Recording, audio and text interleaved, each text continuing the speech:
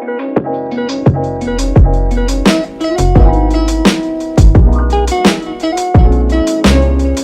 ingatkah Anda tentang cerita dari seorang Baharudin Lopa yang berjudul Siapa yang Mengisi Bensin? Cerita ini mencerminkan aktualisasi nilai-nilai integritas yang perlu kita tanamkan juga dalam diri kita sendiri. Suatu hari, Lopa yang menjabat sebagai Kepala Kejaksaan Tinggi Sulawesi Selatan berada dalam perjalanan pulang setelah mengikuti sebuah kunjungan. Tiba-tiba Lopa menyuruh ajudannya untuk menghentikan mobil, kemudian bertanya. Lopa terkenal sebagai sosok yang cermat dan berhati-hati. Curiga saat melihat meteran bahan bakar mobilnya, ia ingat sekali tangki bensin mobilnya dalam keadaan kosong saat tiba di lokasi kunjungan. Tetapi ketika di perjalanan pulang, tangki bensin mobilnya dalam keadaan penuh. Dari sinilah beliau mengetahui ada orang yang mengisikan bensin ke mobilnya. Bagaimana Lopa menyikapi hal tersebut? Lopa menyuruh ajudannya memutar mobilnya kembali menuju lokasi sang jaksa yang mengisikan bensin ke mobilnya.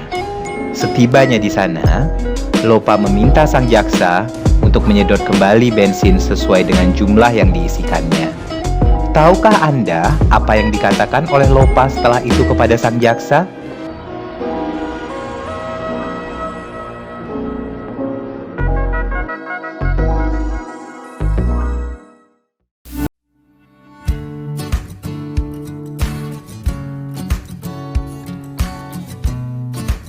If you ask me what drive my thinking on development, I have to say it is inclusion.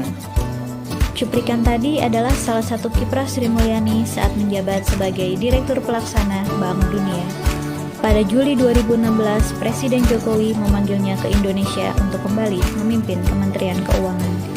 Ia rela berkorban meninggalkan jabatannya yang sangat prestisius untuk kembali mengabdi dan berkontribusi besar terhadap bangsanya. Gaji Sri Mulyani dalam 1 tahun mencapai $381.250 Amerika Serikat atau sekitar 4,9 miliar rupiah.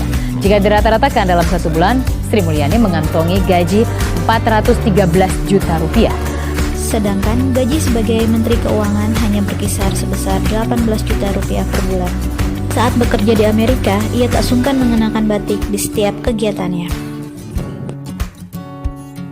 Dan kerap membawa makanan Indonesia yang dibagikan kepada rekan kerjanya di Bank Dunia. Batik pun masih terus melekat padanya saat melakukan kegiatan sebagai Menteri Keuangan. Pada tahun 2008, ia ditugaskan memimpin rapat dengan para petinggi negara, membahas strategi menghadapi krisis global, yang akhirnya membuat Indonesia mampu bertahan terhadap krisis tersebut. Di saat yang sama, ia tidak bisa menjenguk ibunya yang sedang kritis dan dirawat di rumah sakit, dan akhirnya wafat. Sosok Sri Mulyani menjadi inspirasi untuk kaum muda milenial, khususnya kaum perempuan, untuk bisa menjadi pribadi yang berpengaruh dan berdedikasi, memiliki jiwa nasionalisme, bekerja demi kepentingan tanah air. Baharudin Yusuf Habibie atau akrab disapa B.J. Habibie adalah Presiden ketiga Republik Indonesia. Sebelum memasuki dunia politik, Habibie dikenal luas sebagai seorang profesor dan ilmuwan dalam teknologi internasional. Habibie menyelesaikan studi teknik penerbangan konstruksi pesawat di Jerman dan menerima gelar Doktor Insinyur pada tahun 1965. Tokoh Habibie mencerminkan nilai etika publik dengan memiliki sikap memegang teguh nilai-nilai dalam ideologi Pancasila, setia dan mempertahankan Undang-Undang Negara Kesatuan Republik Indonesia, menjalankan tugas secara profesional dan tidak berpihak. Kita ketahui bersama pada saat menjabat sebagai presiden, beliau mengurangi kontrol pada kebebasan berpendapat. Saat itu Habibie mengaku kesulitan mengambil kebijakan strategis untuk meredam gejolak reformasi sehingga memunculkan gagasan kebebasan pers.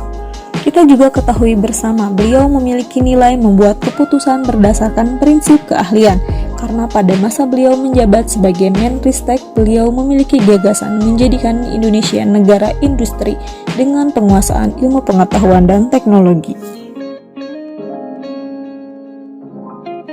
Menteri Menteri Kesehatan Republik Indonesia ini menjabat pada tahun 1967 hingga 1978. Cukup banyak gebrakan yang dilakukan beliau, mulai dari pemberantasan penyakit cacar hingga melahirkan cikal bakal BPJS.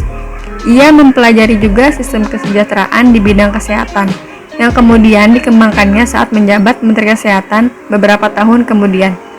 Sistem itulah yang dinamakan dengan ASKES atau BPJS.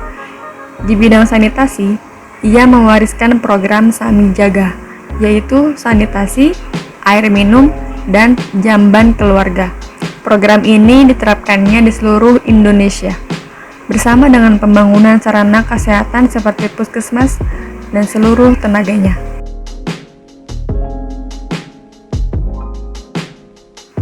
Selain berjasa besar bagi kemerdekaan Indonesia, Bung Hatta juga memiliki rekam jejak sebagai seorang sosok yang sangat anti terhadap korupsi.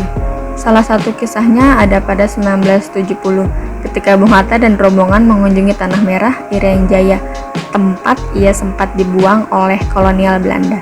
Di Irian Jaya, Bung Hatta disodori amplop berisi uang. Uang tersebut sebenarnya bagian dari biaya perjalanan Bung Hatta yang ditanggung pemerintah. Namun, Bung Hatta menolaknya. Bung Hatta juga mengatakan bahwa uang pemerintah pun sebenarnya adalah uang rakyat. Ketegasan Bung Hatta perihal korupsi juga tercermin pada hal yang sederhana.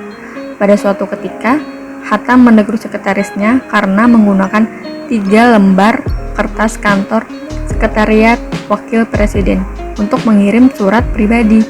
Menurut Hatta, kertas itu adalah aset negara yang merupakan uang rakyat. Hatta pun mengganti kertas tersebut dengan uang pribadinya.